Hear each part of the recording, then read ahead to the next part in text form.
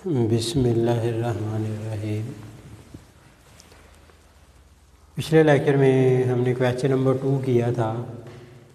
अब question number 3 के लिए हम पहले एक आर्टिकल पढ़ेंगे, एरिया ऑफ ए पैरेललोग्राम। ये हमारे पास एक पैरेललोग्राम है।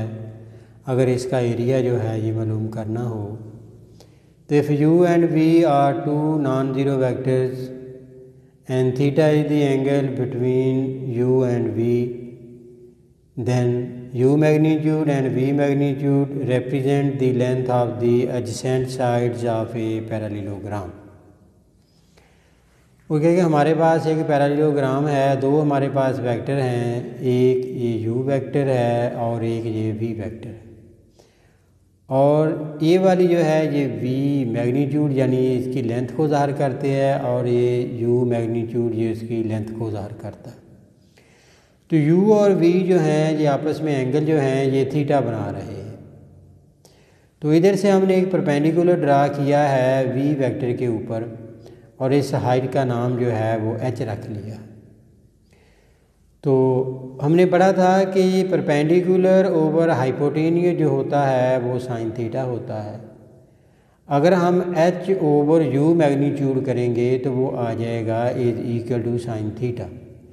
नीचे से u मैग्नीट्यूड अगर हम दूसरी साइड पर ले जाएंगे तो फिर h की वैल्यू हो जाएगी u मैग्नीट्यूड साइन थीटा, यानी कि ये वाली हाइट जो है ये बन जाएगी h is equal to u magnitude sine theta. इनके परपेंडिकुलर ओवर हाइपोटेन्यूज साइन होगा, h over u magnitude sine theta होगा तो h की वैल्यू आ जाएगी u magnitude sine theta. We know that area of parallelogram, area का formula होता है बेस इनटू हाइट। बेस, इसमें बेस जो है v मैग्नीट्यूड और हाइट जो है इसके ऊपर वो h आ रही है। तो h की वैल्यू हमने मालूम की हुई है u मैग्नीट्यूड साइन थीटा, या आगे u मैग्नीट्यूड साइन थीटा। ये हमने पिछले लेक्चर में भी पढ़ा था कि a क्रॉस b उसकी जो मैग्नीट्यूड होती है वो a magnitude b magnitude sine theta होती है। तो इसमें a b की बजाय u और v आ गया है। इसका मतलब u क्रॉस v मैग्नीट्यूड जो होगी वो होगी u magnitude v magnitude sine theta. इनकी इसकी जगह पर हम ये लिख सकते हैं तो u क्रॉस v इसकी मैग्नीट्यूड। ये हमारे पास फार्मूला बन गया है area of parallelogram. Area of parallelogram का फार्मूला बन गया तो u क्रॉस v इसकी मैग्नीट्यूड। अब एरिया ऑफ ट्राइंगल, ट्राइंगल क्या होती है? ये होता है सम। अगर हम दो ट्राइंगल जो है इसका सम करें तो वो हमारे पास एक पैरेललोग्राम बनती है। मसलन अगर हम इधर से एक डायगोनल ड्रा कर लें ऐसे, एक ट्राइंगल ये वाली बन जाएगी और एक ट्राइंगल ये वाली बन जाएगी। दोनों का सम करेंगे तो वो एक पैरेललोग्राम बनेगी। इसका मतलब ये हुआ कि अगर पैरेललोग्राम का जो एरिया है उसका हम हाफ कर दें तो वो एरिया ऑफ ट्राइंगल बन जाएगा। एरिया ऑफ ट्राइंगल होगा 1/2 एरिया ऑफ पैरेललोग्राम। तो 1/2 एरिया ऑफ पैरेललोग्राम था u क्रॉस v इसकी मैग्नीट्यूड। अब हमारे पास दो फार्मूले आ गए हैं, एक है एरिया ऑफ पैरेललोग्राम का और दूसरा है एरिया ऑफ ट्राइंगल का। और क्वेश्चन नंबर 3 जो है उसमें एरिया मालूम करना है ट्राइंगल का और उसके वर्टिसेस जो हैं वो दिए हुए हैं P, Q, R जो है ये दिए हुए। तो अब हम इन तीन वर्टिसेस की मदद से दो वेक्टर जो है वो ले लेंगे, फिर उनका क्रॉस पैराडाइट करेंगे, मैग्नीट्यूड करेंगे, फिर उसका हाफ कर देंगे। P, Q, R के कोऑर्डिनेट्स दिए हुए हैं, हम P, Q मालूम कर लेते हैं। P, Q वो होता है position vector of Q minus position vector of P। Q है 2 3 2 माइनस P है 0 0 0। सब्ट्रैक्ट करेंगे तो ये हमारे पास आ जाएगा 2 3 2। अगर इसको कंपोनेंट फॉर्म में लिखेंगे तो ये आ जाएगा 2i plus 3j plus 2k। इसके बाद हम P क्यू मालूम किया है, पी आर मालूम कर सकते हैं या क्यू आर मालूम कर सकते हैं, दोनों तरह से ही सही होगा। हाँ जी, पी क्यूब हमारे पास आ गया 2i + 3j + 2k, इसको ए वेक्टर का नाम दे दिया। अब पी आर मालूम कर लें या क्यू आर मालूम कर लें, दोनों तरह से सही होगा। Position vector of R minus position vector of P, R है -1 1 4 माइनस पी है 0 0 0, तो सब्ट्रैक्ट करेंगे तो -1 1 4 आ जाएगा। तो इस पी आर को हमने बी वेक्टर का नाम दे दिया है। तो पी आर को कंपोनेंट फॉर्म में लिखा -i + j + 4k। अब ए क्रॉस बी मालूम करें, फर्स्ट रो में i j k, सेकंड में ए के कंपोनेंट्स और थर्ड में बी के कंपोनेंट्स। इसको हल किया, i आ गया, फर्स्ट रो फर्स्ट कॉलम को छोड़ देंगे, 12 - 2 -j आ गया, फर्स्ट रो सेकंड कॉलम को छोड़ देंगे, बकाया हल करेंगे, k आ गया, फर्स्ट रो थर्ड कॉलम को छोड़ देंगे, 2 + 3, ये आ गया 10i - 10j + 5k। अब इसकी मैग्नीट्यूड मालूम करें, 10 का स्क्वायर फिर 10 का स्क्वायर फिर 5 का स्क्वायर का लिया, 225, इसका स्क्वायर रूट वो 15 आ जाएगा। Area of triangle P Q R formula होगा 1/2 ए क्रॉस बी, इसकी मैग्नीट्यूड ए क्रॉस बी, इसकी मैग्नीट्यूड जो है वो 15 नीचे 2, एरिया है इसके साथ स्क्वायर यूनिट जो है ये आएगा। Second part, P Q R दिया हुआ है, वही तरीका है। पी क्यू मालूम करेंगे, position vector of Q minus position vector of P, ये क्यू के कोऑर्डिनेट्स हैं, ये पी के हैं, इनको सब्ट्रैक्ट किया, पी क्यू इसको ए के बराबर लिख लिया, ये 1 1 0 आ गया। कंपोनेंट फॉर्म में लिखा i + j + 0k। P R मालूम किया, position vector of R minus position vector of P R का पोजीशन वेक्टर और पी का, इनको सब्ट्रैक्ट किया, इस पी आर का नाम बी रख लिया है, -1 3 2, कंपोनेंट फॉर्म में लिख लिया -i + 3j + 2k। अब ए क्रॉस बी डिटर्मिनेंट बना लिया, फर्स्ट रो में i j के, सेकंड में ए के कंपोनेंट, थर्ड में बी के कंपोनेंट, इस डिटर्मिनेंट को हल किया तो हमारे पास आ गया 2i - 2j + 4k।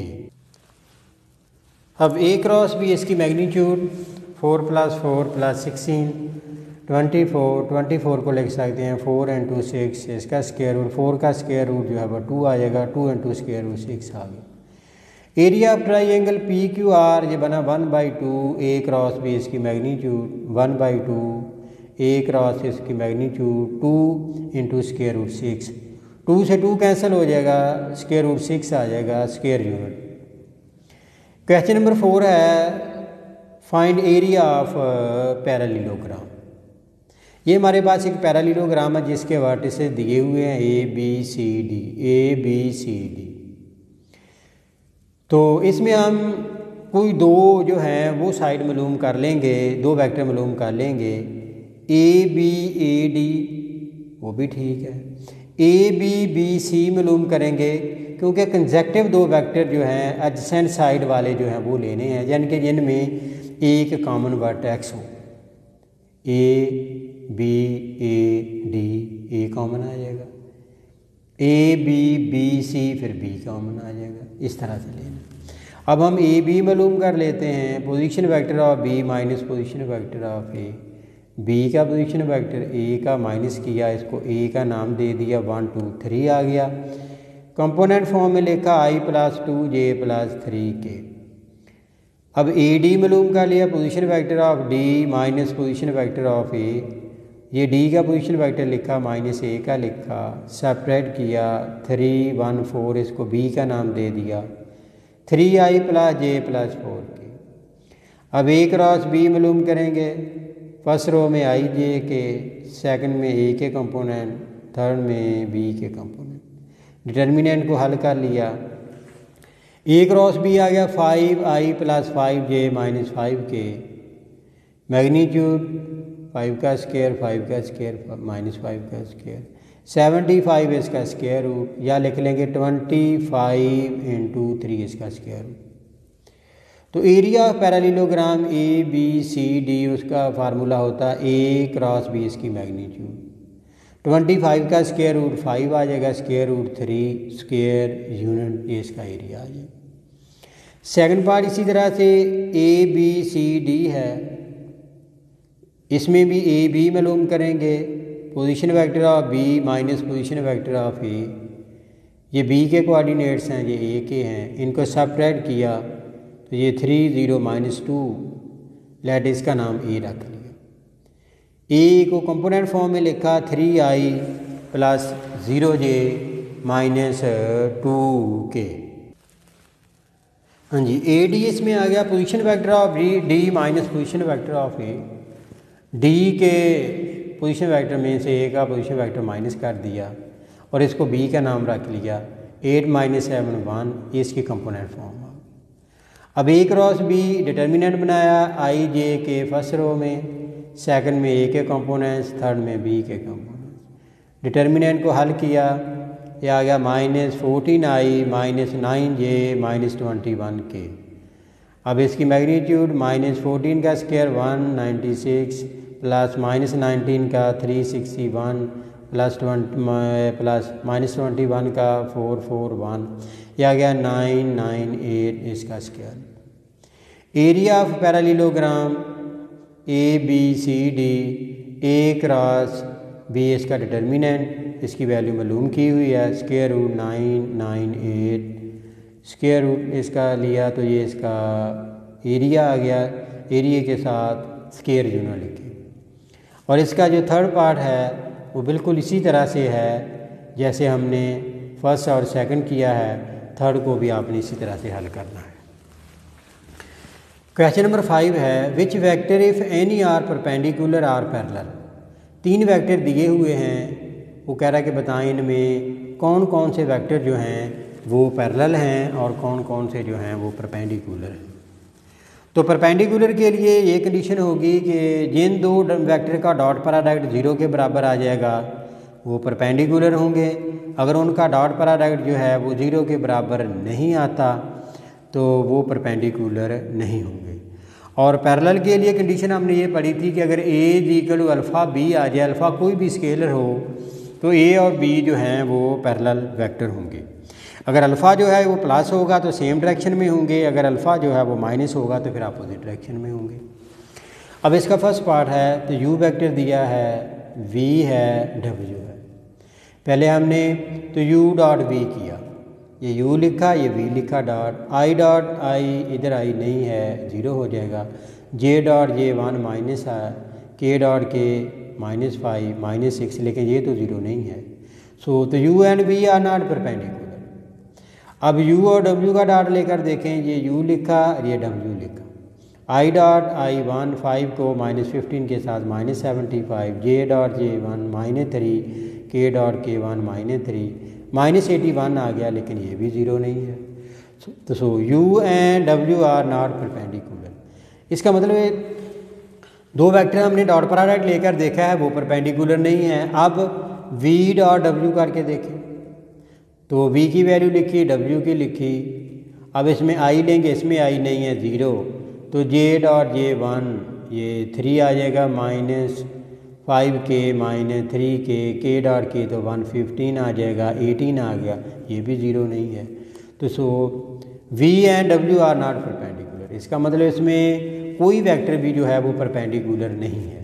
अब पैरेलल की कंडीशन देखें, अगर हम w वेक्टर को लें वो -15i प्लस 3j -3k, अगर इधर से हम -3 कॉमन निकाल लें, ये बचेगा 5i - j प्लस k। तो ये कौन सा वेक्टर है, 5i - j प्लस k, ये तो u वेक्टर है, ये वाला, तो ये आ गया -3u, तो ये बन गया w = -3u, ये पैरेलल की कंडीशन है। अब इसमें अल्फ़ा जो है वो -3 आ गया है, तो हम लिखेंगे तो u parallel w but opposite in direction, कि u जो है ये w के पैरेलल तो है, लेकिन नेगेटिव साइन की वजह से वो अपोजिट डायरेक्शन में होगा। हाँ जी, अब सेकंड पार्ट देखें। तो u वेक्टर v w दिया हुआ है, इसमें वही है, तो u डॉट v करेंगे, ये u लिख लिया, ये v लिख लिया, i dot i1 minus j dot j1 plus 2 k dot k minus 1 zero आ गया। जब दो वेक्टर का डॉट प्रोडक्ट ज़ीरो हो जाएगा तो so u and v are perpendicular. अब तो u डॉट w लिया, तो ये u लिखा, ये w लिखा, इनका डॉट प्रोडक्ट लिया, ये आ गया minus pi by two minus 2 pi minus pi by two, minus pi by two minus pi by two minus pi होगा, minus 2 pi is equal to minus 3 pi, ये ज़ीरो नहीं है, तो इसका मतलब u और w जो हैं ये परपेंडिकुलर नहीं है। v डॉट w करेंगे, v लिखा w लिखा, तो ये इनका डॉट प्रोडक्ट लिया, pi by two minus pi plus pi by two, pi by two plus pi by two pi होगा, माइनस पाई ज़ीरो, तो so v and w are perpendicular. इसका मतलब u और v भी परपेंडिकुलर हैं, v और w भी perpendicular हैं। आप पैरेलल के लिए देखें, w वेक्टर लें, minus pi by to I minus pi J plus pi by to के, ये पाई जो है इसको मैंने 2 के साथ मल्टीप्लाई और डिवाइड कर दिया ताकि minus pi by two common ले लें, ये आई प्लस 2j माइनस के आ जाएगा। ये किसकी वैल्यू है? ये तो वैल्यू u की है, तो ये आ गया w is equal minus pi by to you, जैसे w is equal alpha u आ जाए तो अल्फ़ा की value minus pi by to. इसका मतलब ये बना कि u पैरेलल w है बट अपोजिट इन डायरेक्शन, लेकिन उसकी डायरेक्शन जो है वो अपोजिट है। क्वेश्चन नंबर 6 है, ये साबित करना है prove that a cross b plus c plus b cross c plus a plus c cross a plus b is equal to 0। इसकी लेफ्ट हैंड साइड ले ली, अब इनके क्रॉस प्रोडक्ट ले लिए, a cross b plus a cross c plus b cross c plus b cross a plus c cross a plus c cross b, a cross b ऐसे ही लिख लिया, a cross c ऐसे ही लिख लिया, b cross c ऐसे ही लिख लिया। अब ये है b क्रॉस c, इनका अगर हम ऑर्डर चेंज करेंगे, a क्रॉस b करेंगे तो नेगेटिव साइन लिखेंगे, a cross c order change करेंगे तो नेगेटिव साइन लिखेंगे, c cross b order change करेंगे तो नेगेटिव साइन लिखेंगे। ये वाला इससे कैंसिल हो गया, ये इससे कैंसिल हो गया, ये इससे कैंसिल हो गया, आंसर जो है ये 0 आ गया। तो 0 के बराबर जो है साबित करना था, ये इसकी राइट हैंड साइड है, hence left hand side is equal to right hand side. ये क्वेश्चन नंबर 7 है, if a plus B plus C is equal to 0 then prove that, ये साबित करना है a cross b is equal to b cross c is equal to c cross e। Solution given है a plus B plus c is equal to 0। Taking cross product with a के साथ cross product ले लें, a cross b plus c is equal to a cross 0, a का इन तीनों के साथ cross ले लिया, a क्रॉस 0 0 आ गया, a क्रॉस a, दो सेम वेक्टर का क्रॉस प्रोडक्ट 0 के बराबर होता है, ये 0 हो जाएगा। हमारे पास बचा a cross b plus a cross c, इसको दूसरी साइड पर ले जाएं, नेगेटिव साइन हो जाएगा, अगर हम इसका ऑर्डर चेंज करेंगे तो ये पॉजिटिव हो जाएगा, फिर a क्रॉस b जो है वो c क्रॉस a के बराबर आ जाएगा। Equation number 1। Again taking cross product with b, अब b के साथ क्रॉस प्रोडक्ट लें दोनों साइड पर, यह आएगा b cross a plus b cross b plus b cross c, b का 0 के साथ लिया 0, b क्रॉस b तो 0 हो जाएगा, तो ये हमारे पास रह गया माइनस b, ये वाला दूसरी साइड पर जब लेकर जाएंगे इधर प्लस है उधर जाकर माइनस हो जाएगा, minus b cross a equal to b cross c। अगर इसका ऑर्डर चेंज कर देंगे तो a क्रॉस b बन जाएगा, प्लस का हो जाएगा, ये b क्रॉस c। तो आप फर्स्ट और सेकंड को मिलाएंगे, क्योंकि a क्रॉस b इसके बराबर भी है, a क्रॉस b इसके बराबर भी है, इसका मतलब तीनों आपस में बराबर होंगे। From equation first and second we have a cross b is equal to b cross c is equal to c cross a। Question number 8 है, prove that sine alpha minus beta is equal to sine alpha cos beta minus cos alpha sine beta. इससे पहले हमने एक formula किया था तो cos alpha plus beta का, तो अब ये साइन का आ गया है। तो ये हमारे पास एक्स एक्सिस है, ये वाई एक्सिस है, एक हमने ओ ए वेक्टर ले लिया, उसको ए यूनिट वेक्टर से डिनोट कर लिया, एक ओ बी ले लिया, उसको हमने बी यूनिट वेक्टर से डिनोट कर लिया। ये ए यूनिट वेक्टर जो है ये एक्स एक्सिस के साथ एंगल अल्फ़ा बना रहा है, और बी यूनिट वेक्टर जो है ये बीटा है, ये वाला अल्फ़ा है, ये बीटा है, तो इनके दरमियान में कितना रह जाएगा? अल्फ़ा में से ये बीटा निकाल देंगे तो ये इनके दरमियान वाला एंगल आ जाएगा, यानी कि ये ए और बी के दरमियान में आ जाएगा। अब देखें, let two unit vectors A and B in X Y plane making angle alpha beta with X axis respectively. A और बी दो यूनिट वेक्टर हैं एक्स वाई प्लेन में और एंगल बना रहे हैं अल्फ़ा और beta with X axis respectively. तो such that measurement angle A O B ये वाला एंगल जो है ये अल्फ़ा माइनस बीटा है। हाँ जी, ए यूनिट वेक्टर को लिखेंगे कॉज अल्फ़ा आई प्लस साइन अल्फ़ा जे। ये मैंने जब कॉज का फार्मूला किया था उस वक्त समझा दिया था कि ए यूनिट वेक्टर कैसे आता है। कॉज अल्फ़ा आई इसकी component form plus sine alpha j, और बी आएगा cos beta i plus sine beta j. अब हम बी क्रॉस ए करें, फर्स्ट रो में आएगा आई जे के कंपोनेंट, सेकंड में बी के लिखेंगे कॉज बीटा साइन बीटा, क्योंकि इसमें के नहीं है वो ज़ीरो आ जाएगा। थर्ड रो में ए के लिखेंगे कॉज अल्फ़ा साइन अल्फ़ा, इसमें के नहीं है वो ज़ीरो आ जाएगा। इसको हल करेंगे, ये वाला जब आई लेंगे ये तो ज़ीरो ही हो जाएगा, जे लेंगे तो ये ज़ीरो ही हो जाएगा, के लेंगे यानी कि इसमें फर्स्ट रो थर्ड कॉलम छोड़ देंगे, इसको इसके साथ मल्टीप्लाई करेंगे तो साइन अल्फ़ा को पहले लिख लिया, साइन अल्फ़ा कॉज बीटा, फिर माइनस लिखेंगे, इसको मल्टीप्लाई करेंगे कॉज अल्फ़ा साइन बीटा। दोनों साइड की मैग्नीट्यूड कर ली, इधर के यूनिट वेक्टर था इसकी मैग्नीट्यूड, इसको ऐसे ही लिख लिया। बी क्रॉस ए का फार्मूला होता है B magnitude A magnitude sine of A और बी के दरमियान एंगल, ये हमने पिछले पेज में लिखा था कि ए और बी के दरमियान एंगल अल्फ़ा माइनस बीटा। जब क्रॉस प्रोडक्ट लेते हैं तो साथ यूनिट वेक्टर लेते हैं, क्योंकि पहले हमने मैग्नीट्यूड कर लिया तो मैग्नीट्यूड में यूनिट वेक्टर 1 हो जाता है, इसलिए उसको नहीं लिखेंगे। के भी यूनिट वेक्टर है, इसकी मैग्नीट्यूड भी 1 हो जाएगी, ये ऐसे ही आ जाएगा। ए और बी दोनों यूनिट वेक्टर हैं, इनकी मैग्नीट्यूड भी 1 होगी, तो फिर हमारे पास आ जाएगा sine alpha minus beta is equal to sine alpha cos beta minus cos alpha sine beta. ये साबित हो गया। अब क्वेश्चन नंबर 9 देखें, if A cross B is equal to 0 and A dot B is equal to 0 what conclusion can be drawn about A और B. वो कह रहा है कि अगर ए क्रॉस बी 0 हो जाए या ए डॉट बी 0 हो जाए तो इसके ए और बी के बारे में हम क्या नतीजा हासिल करेंगे। लेकिन ये चीज़ हम पहले पढ़ चुके हैं, ये सब कुछ first part. If A cross बी 0 हो जाए तो दो कंडीशन होती है। अगर ए क्रॉस बी 0 हो जाए तो मतलब ये होगा कि ए पैरेलल बी आइदर, या फिर हम कहेंगे ए इज इक्वल टू 0 और बी इज इक्वल टू 0, क्योंकि अगर इधर एक ही जगह पर 0 लिखेंगे 0 क्रॉस बी 0 हो जाए तो फिर वो भी पैरेलल वेक्टर होंगे। ये हमने पढ़ा था 0 is a parallel vector to every vector.